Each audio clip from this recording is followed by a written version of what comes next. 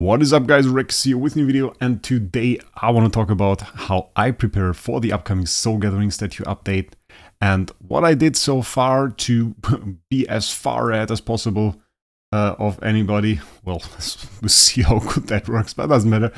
What we know for now is the update is not going to be released this week, and it's not going to be released next week. So we're looking at the Wednesday in the week after, so that's probably the day when it's going to be released, but we have no confirmation of that yet. The DH community manager just said it's not going to be this week, it's not going to be next week, so it will still take some time, so it gives us a lot of opportunity to actually prepare for it. What is even Soul Gathering statue? If you have no idea what that is, I made a video about that, but let me give you a short summary. We're going to get an update to the Soul Temple. It's going to be right below Soul Perfection, and what it essentially is a statue where you can sacrifice copies of different awakening tiers to gain soul power. Essentially, by sacrificing copy, you collect charging progress. Every 100 charging progress, you gain 1 soul power, and soul power is a resource you can allocate to your different heroes. And you have a certain pool of that. That depends on how many copies you sacrifice to the Soul Gathering statue. And you can allocate it freely to whichever hero you want. Has to be B- or above, I think. And you can reallocate it whenever you want as well. It's free to take the resources from one hero to another, so you're kind of flexible with that, which is kind of cool. And what does this soul power do? Well, soul power buffs our heroes' awakening stats, meaning those stats here, the attack, HP, speed, those get a buff. A temporary buff, not in the sense that it will be lost, but in the sense that you can take it from the hero whenever you want. It's not a permanent buff to stats like Soul Perfection, where we permanently enhance a copy, but it's just a buff. It does not heighten our awakening tier, so you cannot go and get like a B+ and enhance that with soul power to an A-. That's not going to happen. It's just the same awakening tier. You keep that, you have higher awakening stats, and you can even break through the barrier of 9,900, which was the former cap of a copy, given you will still need a high tier copy and a lot of soul power to reach 9,900 and go beyond that even. So that's a thing. It's pretty interesting for my account because I have a lot of treasure train stats.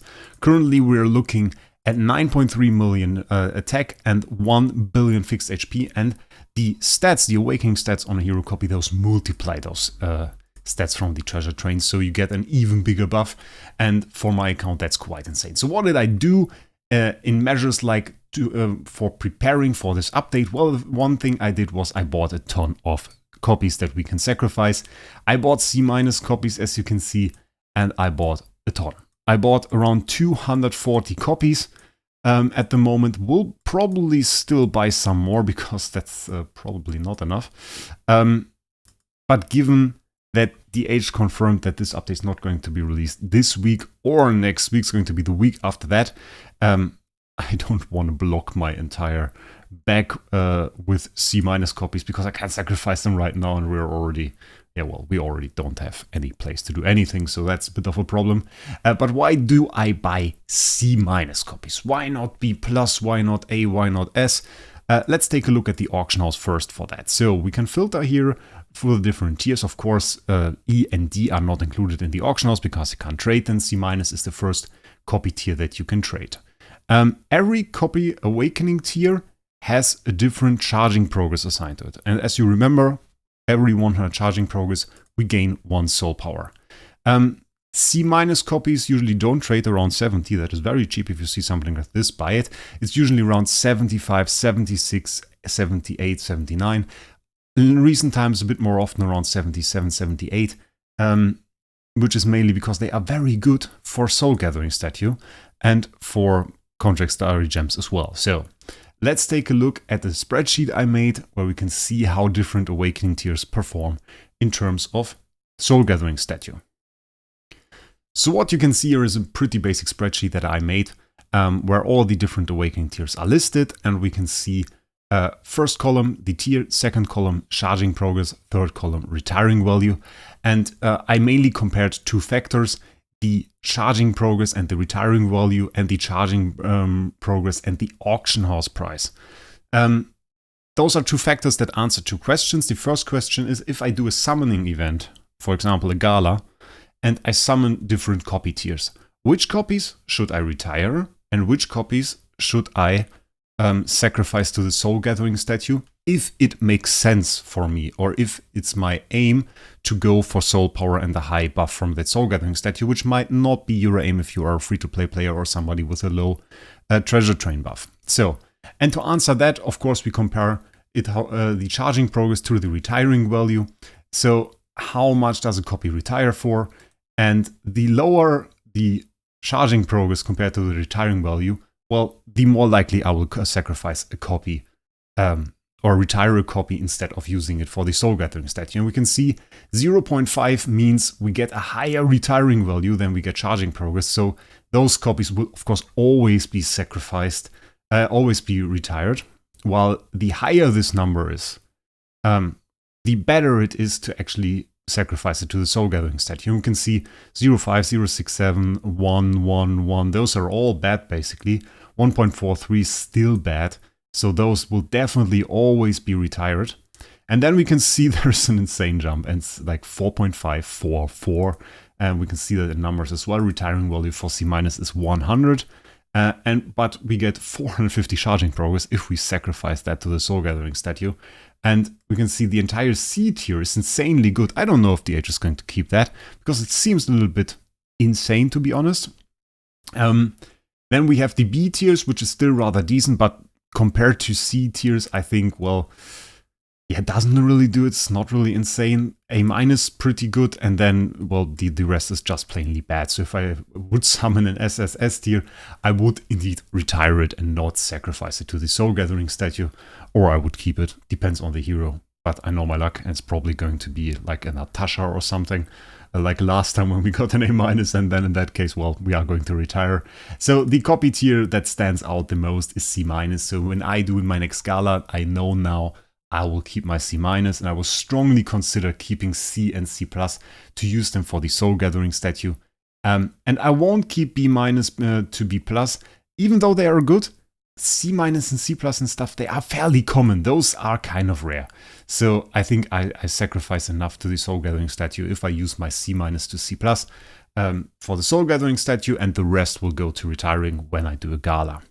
And then there is the other way, of course, to gain charging progress, and that is auction house. And there is the question, how can I use my starry gems in the most efficient manner to gain charging progress? And again, we compare charging progress per auction house price per starry gem I spent on the auction house. So this is essentially this value. This is the charging progress you gain per starry gem spent on that specific awakening tier. And the higher this number is, the better it is, basically, to spend for that tier. This was just 77, I think. We had higher values before. It was a little bit more expensive, and this is sometimes around 115. So those are basically our values. This C tier varies between 105 and 115 in recent times. You have to check out which is better, C- and C. You should often compare, but we can already see, again, C- being very good, C being very good, C+ being very good, and then we get lower values. Around B tier it's still alright, and then it becomes plainly bad to go for higher tiers. You can see how bad it actually is to go for the SS and SSS and stuff. All those high tier copies, those are really not worth using towards charging progress, because their values are pretty close together in terms of auction house price and charging progress. So not really worth it. And you can see C- are really the best. And of course, I bought C- copies from the auction house. I watched that I got them for a good price. I got them for like 75 and 76. And you can see 75 is already insane. We just saw a copy for 70, which would be 6.43. Absolutely insane. To see something like this, definitely go for that. If you want to spend on the auction house to get copies, well, you can do so. Compare all the C tiers. You should have like a spreadsheet like this. Maybe I will share that to the members channels. If you are a member, you can just download it. And then you can just use it with the prices in there and see for yourself which is better. But it's pretty easy to make if you know some Excel or some LibreOffice Calc, which I used here. And well, you can see the charging progresses here, and I would recommend to go for C- in the most cases, and that will give you the best charging progress. Keep in mind, buying 1 or 2 C- copies is likely not going to do much for you, so it's a bit of high spending required to see real results here. I think if you sacrifice like 4 or 5 copies or something, you get like 1000 attack or some value like that in the most cases. So that's probably not going to do it. That's why we buy so many. We bought around 240 copies, and if we calculate that, actually 244 copies multiplied with the 600 charging progress, with the 450 charging progress, we gain 4 C-. That's 108,000 charging progress, so 1080 points of soul power, which is just 1/5 of the way towards maxing an S tier. So maxing an S tier is an absolute whaling effort. I think if 1000 points is already quite insane. We saw some pretty good buffs for that. I even showed an example, I think, during my last video, so you can check that out. But beyond that, I think I gave you a pretty good grasp of what I do in terms of copies. There is another factor, though, we have to look at. And for that, we find ourselves back in the game. And the other factor that we look at are, of course, the S tier perks. I am preparing to reroll my Starving Jar at the moment. I may reroll my ATD as well. Armor Break, Holy Damage, Giant Kill Defy is already pretty good though. Like, Armor Break and Holy Damage are perks ATD can use, but going there for something like Hunter's Focus and maybe Holy Armor, that can be quite insane. But both Armor Break and Holy Damage are perks that he doesn't natively buff himself with, so those are stats that we can really add on top, and that those help. So not really sure if I'm going to do that, but if we have the hammers, I think going for Hunter's Focus on him will be a good decision. Giant Kill Defy, Hunter's Focus, and a 4th good perk. For Starving Jar, I have a different plan. I want to get away from this role that I currently have. Skill Damage, Petrify Immunity are both decent, but I don't really need them. Neither do I need the Control Immunity offset. While it's certainly great, I don't think the 18% are going to do much. I have so many different ways to buff my hero with Control Immunity offset, and so many different ways I already do so, that I think I mostly just need the Control Precision. And what I want to have then is I want to get Defier for 30% buff to, well, basically full HP enemies, 70% and above. And then I want to get Hunter's Focus, so I get another 30% damage buff to when I have 50% or more crit chance. And then I want to get Ship Crusher, which is a 180% damage buff to enemies with shield, because she is mainly a PvP hero for me. She's my main damage dealer for PvP. And on top of that, Control Precision. So this is the role that I want to get for her. Defier, Hunter's Focus, Ship Crusher, which I always think is called Shield Crusher, because that's essentially what it does, and Control Precision. And I already prepared some hammers for that, so we are at 70 hammers right now.